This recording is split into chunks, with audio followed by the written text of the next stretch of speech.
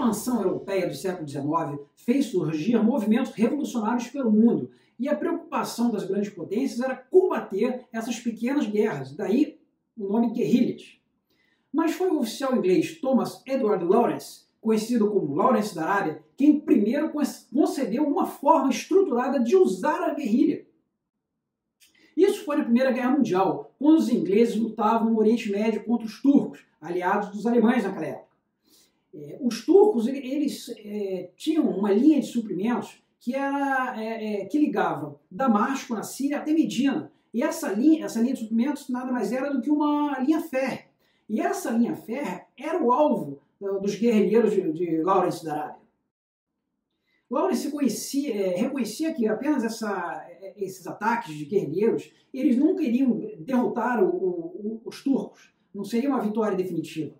Esses ataques a suprimentos, essa inquietação constante, essa fixação dos turcos na defensiva, fixação no sentido deles terem que se preocupar em defender uma frente enorme. Ele sabia que isso aí tinha um papel secundário na Primeira Guerra Mundial, mas era um papel muito importante.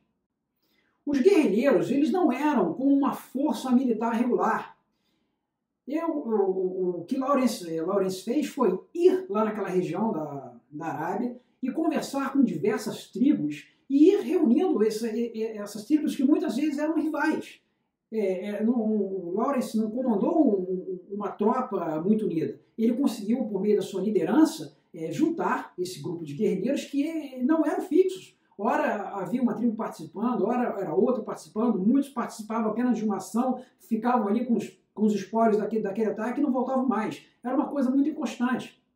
E essa força guerrilheira, ela não tinha a mínima condição de conquistar uma posição e defender contra um contra-ataque turco. Eram ataques de ocasião, ataques de oportunidade.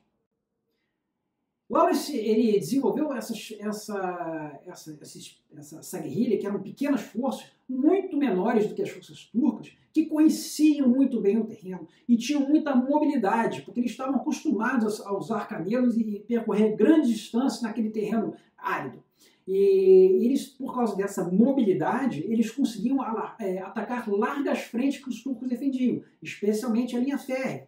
Veja que essa linha férrea, que no caso aí da guerra, que no caso dos suprimentos estamos falando de Damasco até Medina, ela era uma linha férrea de uma distância maior do que Rio de Janeiro a Brasília. Imagine, cerca de 1.300 quilômetros que tinha essa distância, ser defendido o tempo inteiro pelas tropas turcas. Era impossível. Então os guerrilheiros conseguiam escolher locais propícios para atacar a linha de suprimentos.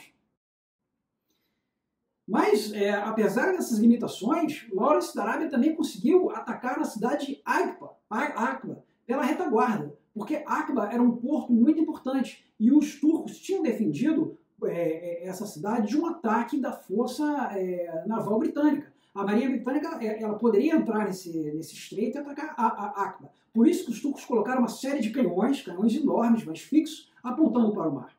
Diante disso, o Lawrence ele reuniu a sua força de guerrilheiros, cruzou o deserto e atacou a cidade por trás. Esse ataque pela retaguarda fez com que os turcos fossem pegos de surpresa, eles não tiveram tempo para se preparar para esse ataque, e a cidade de Aqba caiu na mão de Lawrence. Isso foi um feito marcante da Primeira Guerra Mundial.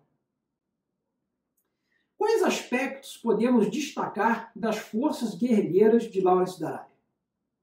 Primeiro, era uma força amorfa, uma força que não tinha forma. Os árabes nunca tinham nada para defender. Eles não deixavam nada como alvo para os turcos. As forças turcas eram muito mais fortes, tinha inclusive aviões que poderiam atacar as possíveis bases dos guerrilheiros. O problema é que esses guerrilheiros não tinham bases. As forças árabes elas eram intangíveis, sem uma frente ou uma retaguarda, que é diferente de uma guerra convencional.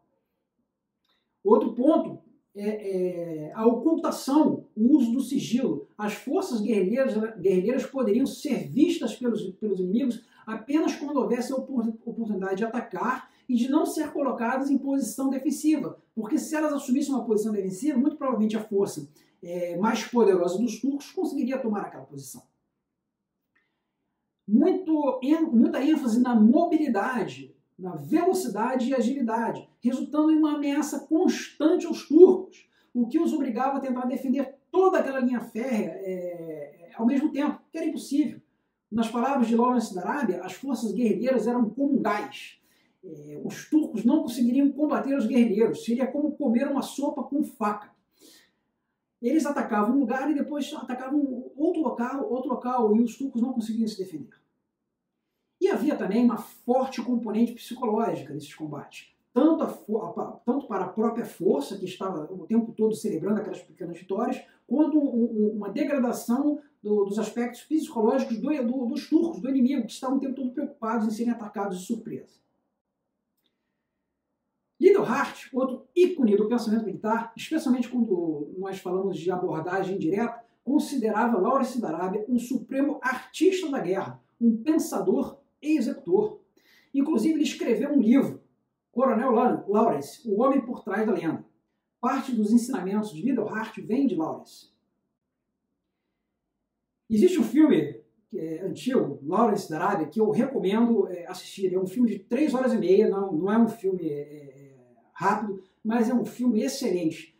Retrata muito bem os detalhes de como Lawrence da Arábia conseguiu liderar aquelas tribos árabes que muitas vezes eram inimigas, de como ele conseguiu executar aquelas ações num terreno extremamente inóspito, que era o deserto.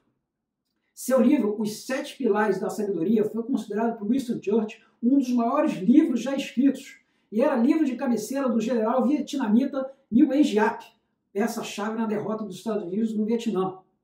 Como mostra essa manchete do jornal The Washington Post de março de 2022, seus ensinamentos são válidos ainda hoje.